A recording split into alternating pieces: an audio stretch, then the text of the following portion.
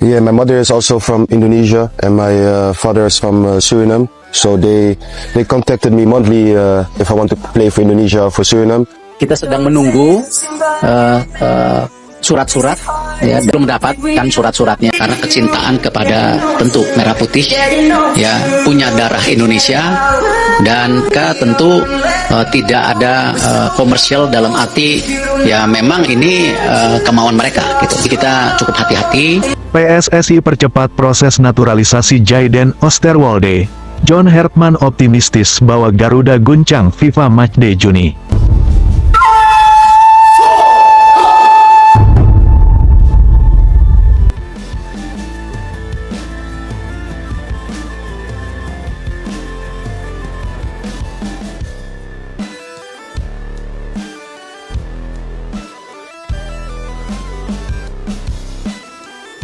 Ledakan besar benar-benar terjadi di tubuh sepak bola nasional.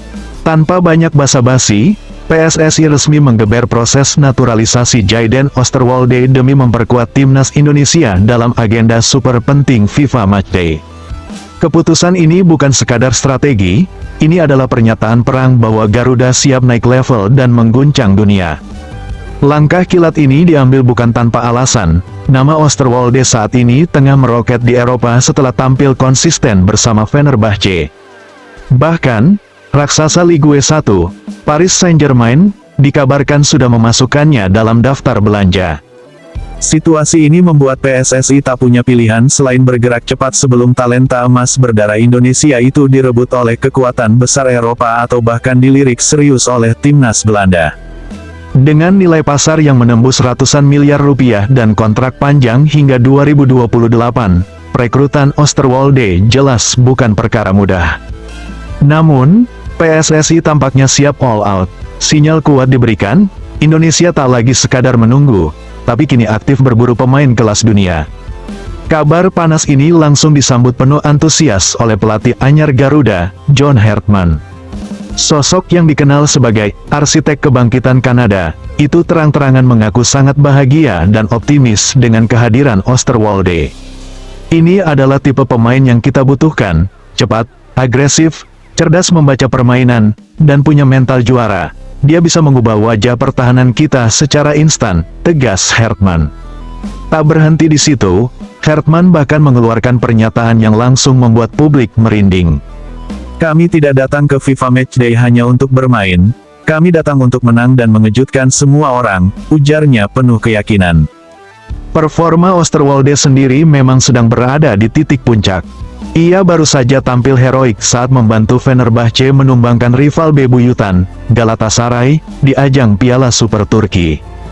Bermain solid selama lebih dari 80 menit, ia bahkan mencetak gol krusial yang mengunci kemenangan, membuktikan dirinya sebagai bek modern yang tak hanya kuat bertahan, tetapi juga mematikan saat menyerang. Di balik kualitas teknisnya, faktor emosional juga menjadi senjata rahasia PSSI. Osterwolde memiliki darah Indonesia dari sang ibu, yang disebut-sebut terus mendorongnya untuk membela merah putih. Bahkan, komunikasi intens disebut sudah terjalin dalam beberapa waktu terakhir. Tak hanya itu, koneksi personal dengan dua bintang Garuda, Miss Hilges dan Eliano Reijenders, menjadi jembatan emas dalam proses pendekatan. Keduanya diketahui memiliki hubungan dekat sejak lama dengan Osterwolde, dan diyakini berperan besar dalam membuka pintu menuju timnas Indonesia. Strategi ini mengingatkan pada keberhasilan masa lalu saat pemain diaspora lain akhirnya luluh dan memilih Indonesia setelah diyakinkan oleh rekan dekatnya. Kini, skenario serupa kembali terulang, dan hasilnya berpotensi jauh lebih besar. Sementara itu, peluang Indonesia semakin terbuka lebar, karena hingga saat ini Osterwolde belum mendapatkan panggilan resmi dari timnas senior Belanda. Artinya, pintu naturalisasi masih terbuka, dan PSSI tampaknya tak ingin menyia-nyiakan momentum emas ini. Di sisi lain, Hertman dikenal sebagai sosok jenius dalam membangun tim multinasional. Reputasinya saat menangani Kanada menjadi bukti nyata bagaimana ia mampu meyakinkan pemain-pemain berdarah ganda untuk bersatu dan menciptakan kekuatan baru. Kini, Indonesia berada di tangan yang tepat untuk melakukan revolusi besar. Dengan kombinasi pemain diaspora berkualitas, strategi agresif PSSI, serta kepemimpinan kuat John Hartman, satu pesan kini jelas terdengar ke seluruh Asia bahkan dunia, bahwa timnas Indonesia tidak lagi datang sebagai pelengkap, karena pasalnya, Garuda datang membawa badai. Jika proses ini rampung tepat waktu, debut Oosterwolde di FIFA Matchday bisa menjadi titik awal era baru, era di mana Indonesia benar-benar disegani. Dan satu pertanyaan besar kini menggema di benak publik, siapkah dunia menghadapi Garuda yang baru? Sebagai fans Garuda, ini bukan sekadar kabar, ini adalah tanda bahwa mimpi besar itu akhirnya di depan mata. Kehadiran Jayden Oosterwolde dan keyakinan John Hartman membuat kita percaya, bahwa Indonesia tak lagi datang untuk numpang lewat, tapi untuk mengguncang.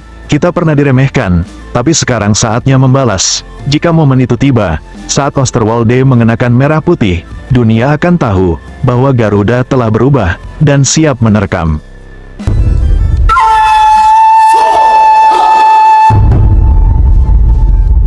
Erick Thohir bongkar plan rahasia timnas Indonesia tembus Piala Dunia, nama John Hartman jadi senjata utama, Garuda siap guncang dunia. Ledakan besar kembali mengguncang dunia sepak bola Indonesia. Ketua Umum PSSI, Erick Thohir, akhirnya mengungkap secara gamblang fondasi utama yang tengah dibangun demi membawa timnas Indonesia mencetak sejarah dengan menembus Piala Dunia 2030. Pernyataan ini langsung menyita perhatian publik, karena untuk pertama kalinya arah besar Garuda diungkap secara terang-terangan. Dalam keterangannya, Erick menegaskan bahwa mimpi besar ini tidak dibangun secara instan. Ada 3 pilar utama yang menjadi kunci: kualitas pemain yang kompetitif, pelatih berkelas dunia, serta program jangka panjang yang terstruktur dan berkelanjutan.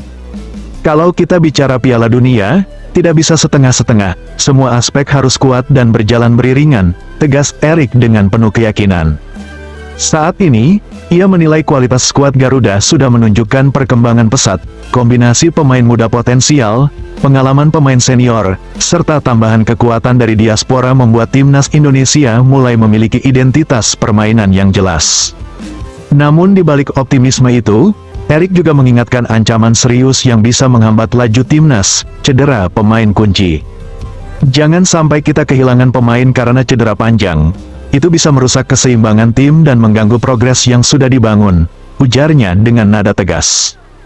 Tak hanya itu, Erick juga memberi sinyal bahwa timnas Indonesia belum sepenuhnya sempurna. Ia mengakui masih ada 1 hingga 2 posisi krusial yang perlu diperkuat agar kedalaman skuad semakin solid saat menghadapi lawan-lawan tangguh di level internasional. Langkah ini menunjukkan bahwa PSSI tidak ingin cepat puas. Evaluasi terus dilakukan demi memastikan setiap lini benar-benar siap tempur. Sorotan paling menarik justru datang dari sektor kepelatihan. Erick secara khusus memberikan apresiasi tinggi kepada John Hartman, yang dinilai membawa warna baru dalam tubuh timnas Indonesia. Bukan hanya soal taktik, Hartman dianggap sukses membangun hubungan emosional dengan para pemain. Ia bahkan disebut mulai menyatu dengan budaya lokal Indonesia, sesuatu yang jarang dilakukan pelatih asing sebelumnya. Dari sesi latihan santai di pinggir pantai hingga pendekatan personal kepada pemain, Hartman dinilai mampu menciptakan suasana tim yang lebih cair namun tetap disiplin tinggi. Dia bukan cuma pelatih yang paham strategi, tapi juga mengerti bagaimana membangun chemistry. Dia menghargai budaya kita, dan itu penting, uji Erick. Pendekatan ini diyakini menjadi salah satu faktor pembeda yang bisa membawa timnas Indonesia naik level. Dalam sepak bola modern, kekompakan tim dan kedekatan emosional sering kali menjadi senjata tersembunyi untuk meraih kemenangan besar. Selain itu, Erick juga menekankan pentingnya adaptasi dan pemahaman terhadap ekosistem liga domestik. Seorang pelatih, menurutnya, tidak cukup hanya jago taktik, tetapi juga harus mampu membaca karakter pemain Indonesia dan dinamika kompetisi lokal. Pelatih harus tahu cara adaptasi, memahami pemain, dan tentu saja bersahabat dengan liga. Itu kunci membangun tim jangka panjang, tambahnya. Lebih jauh, Erick menegaskan bahwa perjalanan menuju Piala Dunia 2030 tidak boleh diwarnai inkonsistensi. Ia ingin timnas Indonesia tampil stabil di setiap ajang, baik di level Asia maupun internasional. Kita tidak boleh hanya bagus di satu turnamen lalu turun, konsistensi adalah kunci utama, katanya. Dengan roadmap yang semakin jelas, dukungan federasi yang kuat, serta arah pengembangan yang terukur, harapan untuk melihat Garuda tampil di panggung dunia kini terasa semakin dekat. Publik pun mulai percaya, ini bukan sekadar mimpi, ini adalah proyek besar yang sedang dijalankan dengan serius. Jika semua elemen ini terus berjalan sesuai rencana, bukan tidak mungkin dalam beberapa tahun ke depan, Indonesia akan mencetak sejarah baru dan berdiri sejajar dengan negara-negara elit sepak bola dunia. Satu pesan dari Erick Thohir yang kini menggema ke seluruh penjuru negeri. Garuda tidak lagi sekadar bermimpi, Garuda sedang bersiap menaklukkan dunia. Ketika Ketua Umum PSSI, Erick Thohir, mengucapkan kalimat-kalimat tegas itu, suasana di ruang pers seakan berubah menjadi panggung sejarah. Bukan sekadar wawancara biasa, apa yang disampaikannya adalah sebuah deklarasi. Sebuah manifesto bahwa sepak bola Indonesia tidak lagi mau menjadi penonton di kancah dunia. Kalimatnya singkat namun berbobot, Garuda tidak lagi sekadar bermimpi, Garuda sedang bersiap menaklukkan dunia. Kalimat itu bukan sekadar slogan pemacu semangat, melainkan sebuah janji yang ditorehkan dengan tinta keseriusan, kerja keras, dan visi yang jauh ke depan. Di tengah hiruk-pikuk dunia olahraga yang sering kali dipenuhi janji manis tanpa realisasi, pernyataan Erick Thohir hadir sebagai angin segar yang membawa kepastian. Ia membuka tabir mengenai plan rahasia yang selama ini dibangun secara senyap namun masif. Dan yang paling menarik, ia dengan bangga menyebut satu nama sebagai kunci utama gerbang kesuksesan ini, John Hartman. Namun, di balik gemuruh euforia dan optimisme yang meledak-ledak, ada realitas berat yang harus dipahami oleh seluruh pecinta sepak bola Nusantara. Perjalanan menuju Piala Dunia 2030 bukanlah lari sprint, melainkan maraton panjang yang menguras tenaga, pikiran, dan emosi. Ini adalah proyek kehidupan, proyek bangsa, yang tidak bisa ditawar lagi dengan cara-cara instan atau solusi temporer. Mari kita bedah lebih dalam, lapis demi lapis, makna tersembunyi di balik strategi besar yang tengah dijalankan oleh PSSI dan seluruh elemen timnas Indonesia. Erick Thohir dengan sangat cerdas memetakan arah perjuangan ini ke dalam 3 pilar utama. Ia menegaskan, kalau kita bicara Piala Dunia, tidak bisa setengah-setengah, semua aspek harus kuat dan berjalan beriringan. Pernyataan ini menandakan berakhirnya era coba-coba, dan dimulainya era profesionalisme sejati. Pilar pertama, kualitas pemain yang kompetitif. Indonesia saat ini sedang menikmati emas biru yang luar biasa. Generasi pemain muda yang lahir di era digital dan modernisasi latihan memiliki fisik, teknik, dan mental yang jauh berbeda dibandingkan puluhan tahun lalu. Namun, kualitas muda saja tidak cukup. Disinilah pentingnya peran pemain senior sebagai jangkar stabilitas. Kombinasi antara api muda yang penuh semangat dan pengalaman tua yang penuh kewaspadaan menciptakan keseimbangan yang ideal. Lebih dari itu, kehadiran para pemain diaspora atau naturalisasi telah mengubah wajah skuad Garuda. Mereka membawa standar Eropa, disiplin tinggi, dan kualitas teknis yang memaksa pemain lokal untuk terus meningkatkan level permainan mereka. Ini bukan tentang menggantikan, melainkan melengkapi dan mengangkat standar kualitas keseluruhan tim. Namun, Erick dengan jujur mengakui bahwa skuad ini belum sempurna. Masih ada celah, masih ada 1 hingga 2 posisi krusial yang harus ditambal agar kedalaman skuad benar-benar solid. Kejujuran ini justru menunjukkan profesionalisme, tidak ada tempat untuk kepuasan diri jika tujuannya adalah puncak dunia. Pilar kedua, pelatih berkelas dunia, dan disinilah nama John Hartman bersinar terang. Erick tidak salah memilih kata ketika menyebut Hartman sebagai senjata utama dalam dunia manajemen olahraga modern.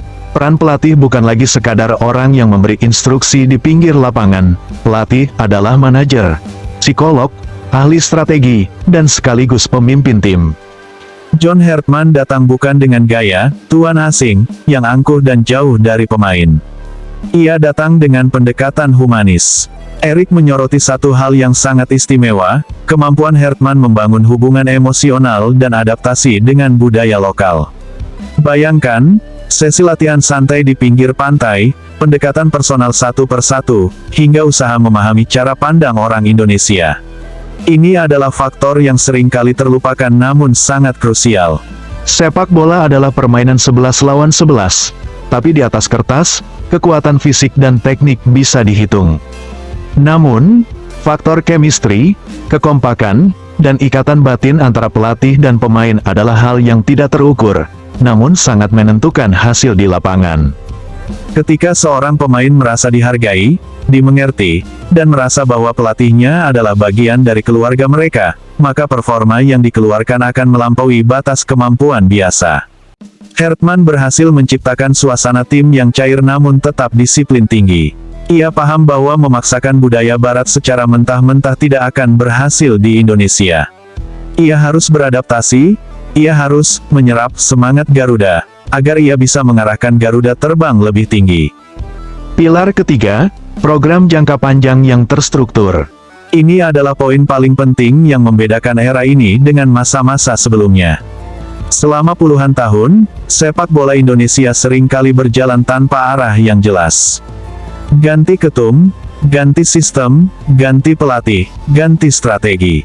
Akibatnya, pembangunan tidak pernah tuntas. Erick Thohir hadir dengan visi roadmap yang jelas. Targetnya bukan hanya untuk besok atau lusa, melainkan untuk tahun 2030 dan seterusnya. Program ini harus berkelanjutan. Artinya, sistem yang dibangun hari ini harus bisa dinikmati oleh generasi pemain 5 tahun ke depan.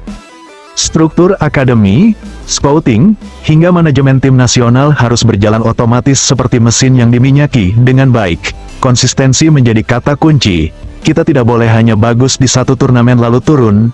Tegas Erick, ini adalah peringatan keras untuk semua elemen. Prestise harus dijaga, standar harus terus dinaikkan, dan performa harus stabil layaknya negara-negara raksasa sepak bola.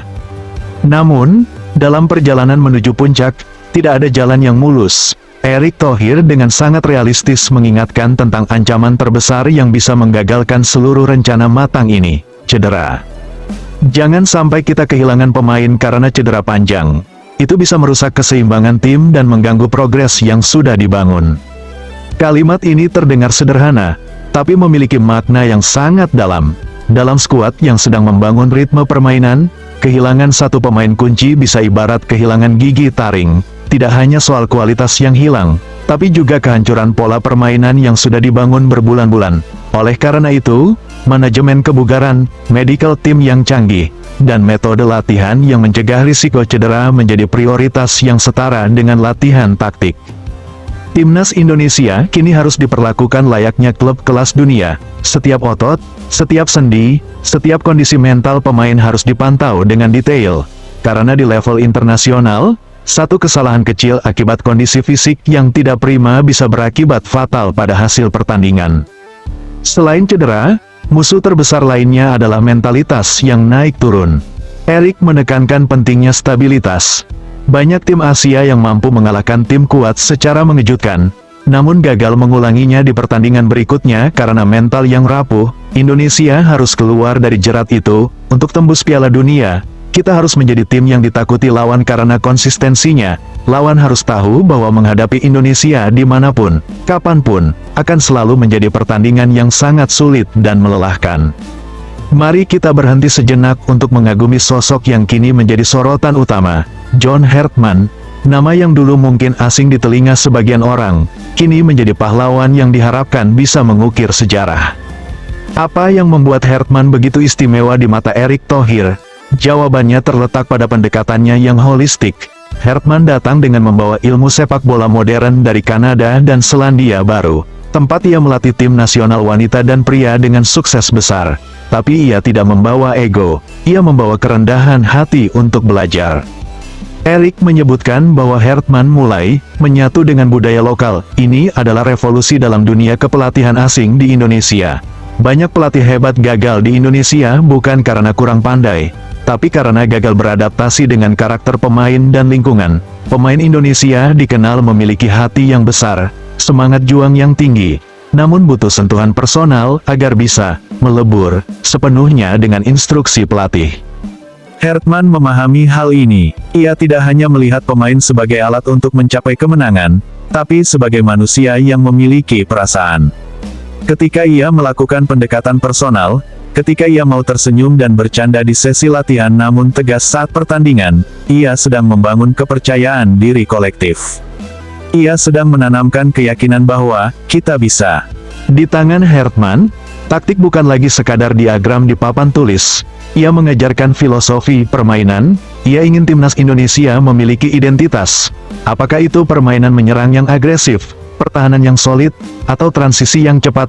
Apapun itu, yang jelas, di bawah asuhan Hertman, Indonesia mulai memiliki wajah yang jelas di mata dunia. Ia adalah komandan yang memimpin pasukan Garuda untuk menaklukkan langit.